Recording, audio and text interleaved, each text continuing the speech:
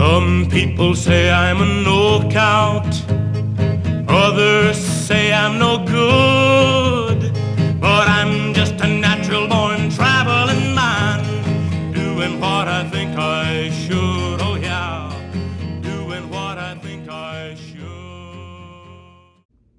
Welcome to Book Time with Ryan. I am Ryan, and today I'll be comparing Thank You for Smoking the book with Thank You for Smoking the movie. There's about 10 years in between the publishing date of the book, 1994, and the movie being released in 2005. And you can really feel the difference. A lot happened in those 10 years. A lot happened. A lot. One of the major differences in the book and the movie are...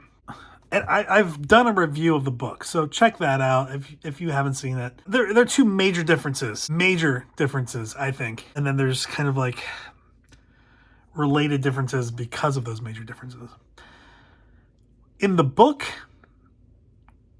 Nick Naylor is kidnapped, and he's kind of tortured. He's mistreated, and then he is covered in nicotine patches, and he's released onto the Washington Mall where he almost dies, and he's picked up by U.S. Park Police, and he goes to the emergency room, and he's saved. It's been a while since I watched the movie. I didn't remember him being kidnapped, but it happened in the movie. And the people who kidnapped him were people who want him to stop killing. They want him to stop representing tobacco. In the book, it was kind of the same thing, but it turned out, spoiler, that it was actually his boss and his boss's kind of second in command, a woman. It was their plot. They thought it would be good to get him out of there, but also kill him. But also they wanted to kind of profit or benefit from the kidnapping. And they do get some benefit in the movie from the kidnapping, but they aren't the ones that perpetrated it. So that's a major difference, because there are all these other things that come out of the kidnapping in the book. Originally, the FBI is searching for the people who kidnapped him.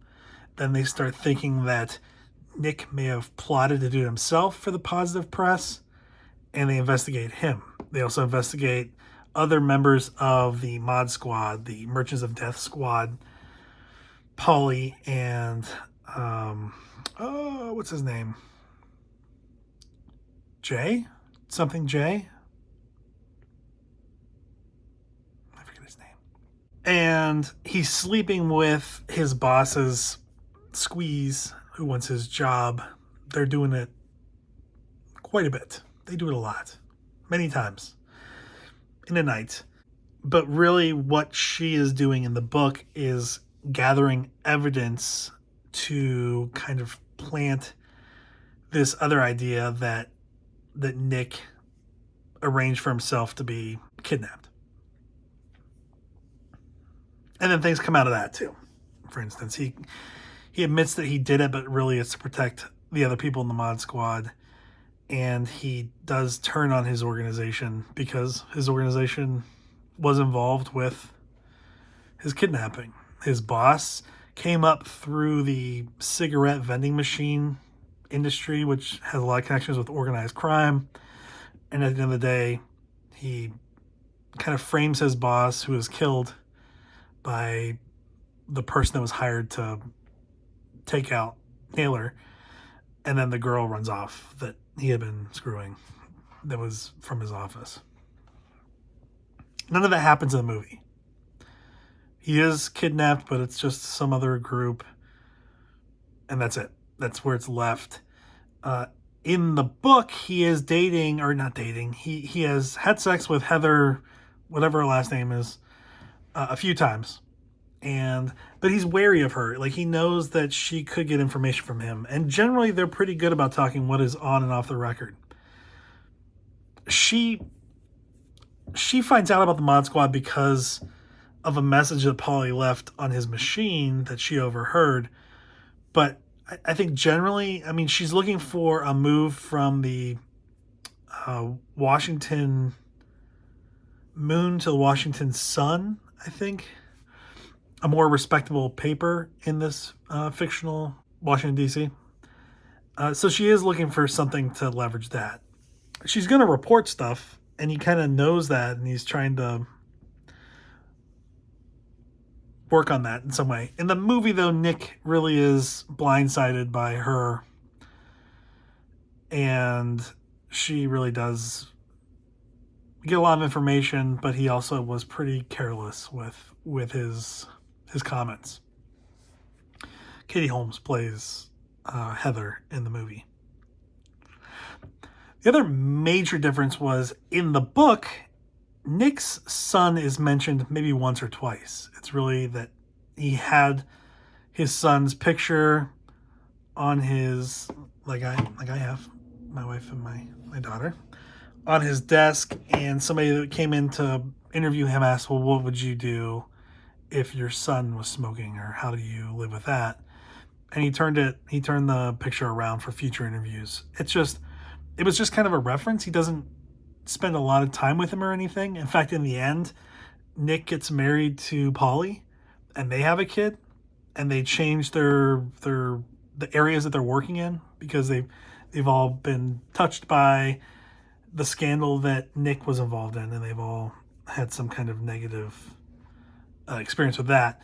So you don't really hear about his son, where in the movie, his son is a major part of it. It's really him feeling a responsibility to his son, him taking his son around, his son learning from him explaining what he does, his son accompanying him to Hollywood and going on the Hill, and wasn't the main character or major character, but he was a consistent presence in the movie. And I thought those were the two pretty major differences. I liked the movie when it came out, and I watched it the first time. I didn't like it as much this time. I think it's just the lobbying angle that's kind of scuzzy. Also, I felt like there was a lot more interest in the hearing and people being interviewed after the hearing than you would typically see in real life. But who knows? Maybe things were different in 2005. I don't remember. Between the two, I thought there was a big enough difference in the plots that it was a very different movie. It was a fine movie on its own, but not having this side story of the kidnapping and past murders and the negativity, it would be hard to see why Nick would walk away in the movie. In the book, you're like, yeah, he's been screwed over royally, almost killed, and his one advocate died, the captain. In the movie, the captain still dies, but his boss is just kind of an asshole. It's not like his boss is trying to have him killed. And there's not this whole line of evidence and situations throughout the movie that lead you to this kind of like, he's been harmed, so you kind of cheer for him. I don't think he had that as much in the movie. He kind of comes out just being true to himself. I mean, he does leave and